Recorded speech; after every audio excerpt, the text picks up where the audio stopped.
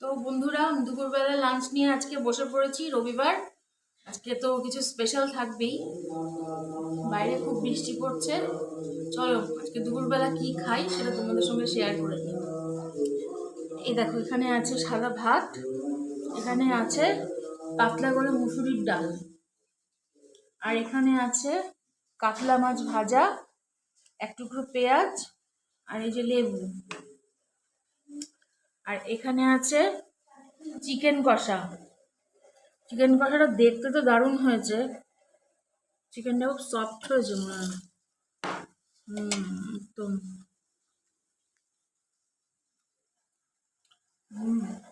Heavy হয়েছে। আমি দেখো চাটনি, প্রথমে ডাল আর মাছ ভাজা দিয়ে খেয়ে নেবো।